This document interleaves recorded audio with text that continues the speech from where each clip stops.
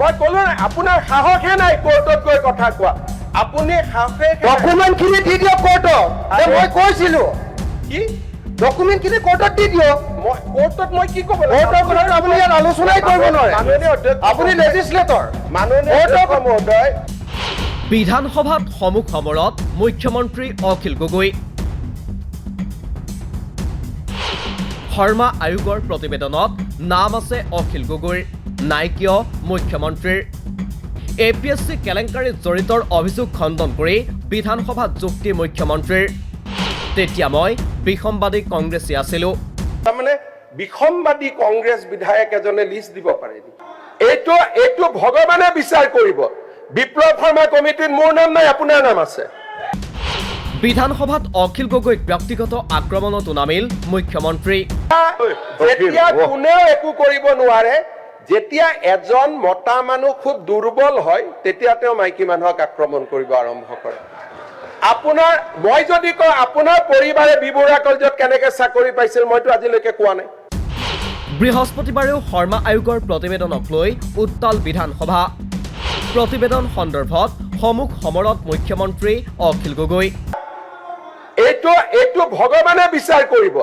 বিপ্লৱ শৰ্মা কমিটিত মোৰ নাম নাই আপোনাৰ নাম আছে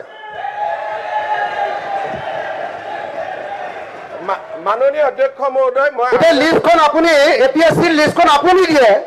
আপোনাৰ নাম নাই শৰ্মা আয়োগৰ প্ৰতিবেদনক লৈ ৰাজনীতিৰ অভিযোগ বিজেপিৰ বিৰুদ্ধে শৰ্মা আয়োগৰ প্ৰতিবেদনক লৈ কি কৰিছে বিৰোধীয়ে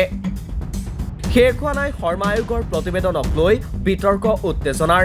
বিধানসভা অধিৱেশনৰ তৃতীয় দিনাও সদনৰ ভিতৰ বাহিৰ উত্তাল হ'ল ন্যায়াধীশ বিপ্লৱ কুমাৰ শৰ্মা আয়োগৰ প্ৰতিবেদনক লৈ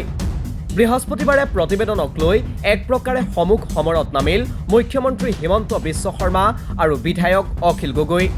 সদনত অখিল গগৈক আক্ৰমণ কৰি মুখ্যমন্ত্ৰীৰ দাবী আয়োগৰ প্ৰতিবেদনত নাম নাই হিমন্ত বিশ্ব শৰ্মাৰ নাম আছে অখিল গগৈৰ কোনে যিমানে মোক গালি পাৰিব অখিল ভাই শুনক অখিল গগৈ ডাঙৰীয়া এইটো ভগৱানে বিচাৰ কৰিব বিপ্লৱ শৰ্মা কমিটিত মোৰ নাম নাই আপোনাৰ নাম আছে প্ৰত্যুত্তৰত অখিল গগৈৰ দাবী উদ্ধাৰ হৈছিল আপোনাৰো তালিকা এই লিষ্টখন আপুনি APSC লিষ্টখন আপুনি দিয়ে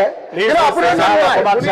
কথাখিনি স্যাৰ ভাল লাইনত হ'ব লাগে APSC কেলেংকাৰীত আপুনি জড়িত কিন্তু আপোনাৰ নাম নাই সম্পূৰ্ণ নহয় স্যাৰ কমিটিখনৰ যিমানটা ডিফামেশ্যন কেছ হৈছে আপুনি কোৰ্টত গৈ মোৰ পুলুকা মাৰিছে এইটো পেপাৰ অখিল গগৈৰ এই দাবীৰ প্ৰত্যুত্তৰত মুখ্যমন্ত্ৰীৰ যুক্তি তাৰমানে বিসম্বাদী কংগ্ৰেছ বিধায়ক এজনে লিষ্ট দিব পাৰে নেকি তেতিয়া মই বিসম্বাদ কৰি থকা মানুহ এটা মোৰ সিকিউৰিটি উঠাই লৈ গৈছে মোৰ ভাইটিক ট্ৰান্সফাৰ কৰিছে সেইজন মানুহে গৈ লিষ্ট দিব পাৰে এইদৰে APSC কেলেংকাৰীকে আদি কৰি কেইবাটাও প্ৰসংগত বৃহস্পতিবাৰে বিধানসভাত পৰস্পৰৰ বিৰুদ্ধে আক্ৰমণাত্মক হ'ল মুখ্যমন্ত্ৰী হিমন্ত বিশ্ব শৰ্মা আৰু বিধায়ক অখিল গগৈ ইফালে সদনৰ বাহিৰতো APSC কেলেংকাৰীক লৈ সৰব শাসক বিৰোধী বিধায়ক অখিল গগৈৰ দাবী চৰকাৰে পালন কৰক শৰ্মা আয়োগৰ পৰামৰ্শ বাতিল কৰা হওক ৰাকেশ পালৰ দিনৰ নিযুক্তি APSCৰ বিপ্লৱ কুমাৰ শৰ্মাৰ যি প্ৰতিবেদন সেই প্ৰতিবেদনৰ দুটা মূল ৰিকমেণ্ডেশ্যনছ এই দুটা কাৰ্যকৰী কৰাৰ ব্যৱস্থা কৰিব লাগে ৰাকেশ পালৰ দিনত হোৱা এপইণ্টমেণ্ট CCE 2013 আৰু CCE 2014 আৰু অন্যান্য যিবিলাক নিয়োগ সেই নিয়োগবিলাক সামগ্ৰিকভাৱে বাতিল কৰাৰ ব্যৱস্থা গ্ৰহণ কৰিব লাগে বিৰোধী দলপতি দেৱব্ৰত শইকীয়াও সোচ্চাৰ প্ৰতিবেদনক লৈ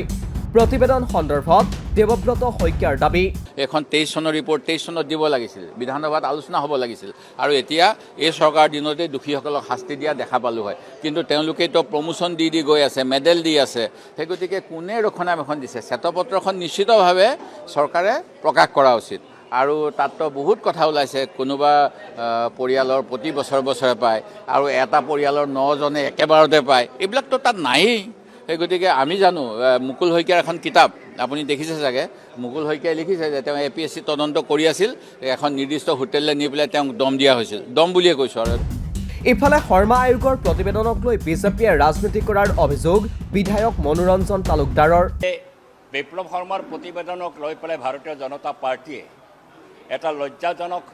অৱস্থালৈকে ডিছকাশ্যনটো নিব বিচাৰিছে। তাৰ যিটো মূল বিষয়, যিটো আমাৰ বক্তব্য যে 22 চনৰ যেতিয়া এই প্ৰতিবেদন দাখিল কৰাৰ কাৰণে চৰকাৰক আহ্বান জনাইছিল বিপ্লৱ শৰ্মা আয়োগে, চৰকাৰে প্ৰতিবেদনখন গ্ৰহণ কৰা নাছিল। তেওঁলোকে 2 মে তাৰিখে এই প্ৰতিবেদন গ্ৰহণ কৰিছে, কিন্তু তাৰ আগে আগে 1 মে তাৰিখেই এই চৰকাৰে যিসকল অভিযুক্ত বা বক্ৰপথৰে যিসকলে চাকৰি পাইছে তেওঁলোকক প্ৰমোশ্যনটো দি লৈছে। প্ৰমোশ্যন দি লৈ 1 তাৰিখে 2 তাৰিখে তেওঁলোকে এই প্ৰতিবেদন গ্ৰহণ কৰিছে। এই প্ৰতিবেদন গ্ৰহণ কৰি এইখন কাৰ্যকৰী কৰা আইনমতে 6 মাহৰ ভিতৰতে একশ্যন টেকেন ৰিপৰ্ট সহ এই আয়োগৰ প্ৰতিবেদন বিধানসভাত উত্থাপন কৰিব লাগে। কিন্তু বিধানসভাত উত্থাপন নকৰি তেওঁলোকে 2 বছৰ 9 মাহ এনেকৈ পেলাই থৈছে আৰু পেলাই থৈ পেলাই উদ্দেশ্য প্ৰণোদিতভাৱে অভিযুক্তসকলক বা বক্ৰপথে চাকৰি পোৱাসকলক ৰক্ষণাবেক্ষণ দিয়াৰ কাৰণে কাম কৰিছে। বৃহস্পতিবাৰে এইদৰেই শৰ্মা আয়োগৰ প্ৰতিবেদনক লৈ উত্তাল হৈ ৰ'ল বিধানসভাৰ চৌহদ। প্ৰতিবেদনক লৈ শাসক পক্ষ বিৰোধীৰ বিৰুদ্ধে সমালোচনাত মুখৰ হৈ পৰাৰ বিপৰীতে প্ৰতিবেদনত বৰ্তমান একাংশ বিজেপি নেতাৰ নাম নথকাক লৈ সোচ্চাৰ বিৰোধী। তাৰ মাজতে শৰ্মা আয়োগৰ প্ৰতিবেদন মানি লৈ ৰাকেশ পালৰ দিনৰ নিযুক্তি বাতিল কৰাৰ দাবী বিৰোধীৰ। এই সন্দৰ্ভত চৰকাৰৰ স্থিতি লক্ষণীয় হ'ব। নিউজ ডেস্ক ৰিপৰ্ট, দি ক্ৰছ কাৰেণ্ট।